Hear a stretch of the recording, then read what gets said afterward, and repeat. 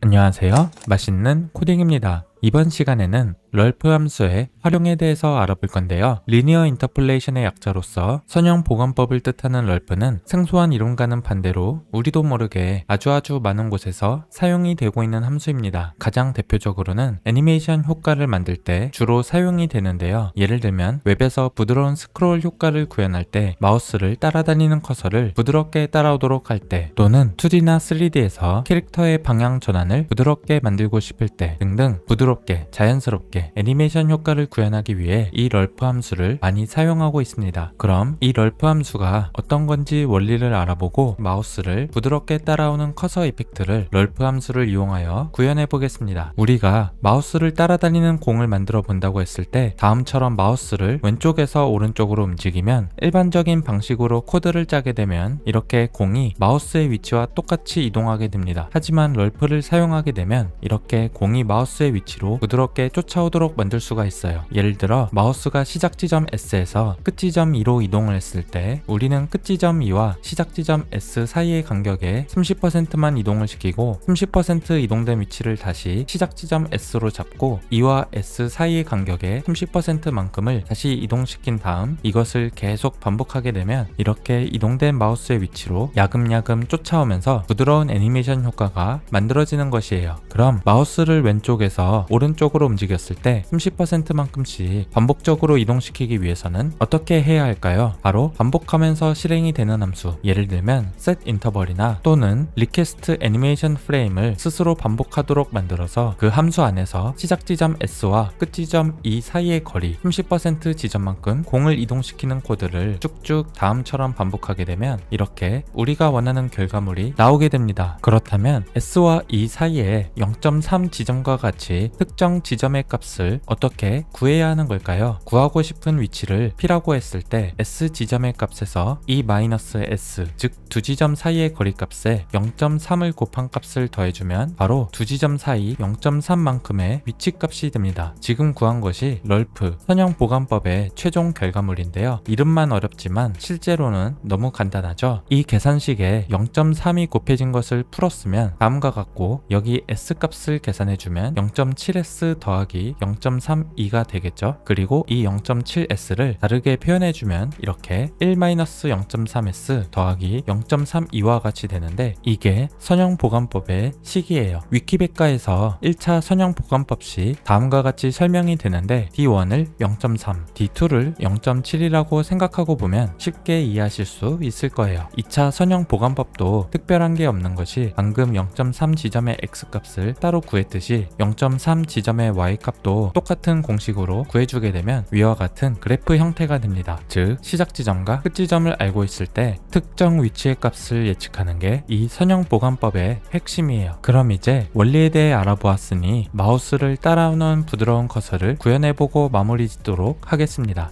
먼저 빈 index.html 문서에 기본 HTML5를 생성해 주시고 div 태그를 하나 만들어 주겠습니다. 그리고 스크립트 태그를 만들어서 서클 엘리먼트와 서클을 움직여 주기 위한 마우스 XY 변수를 상단에 초기화해 줄게요.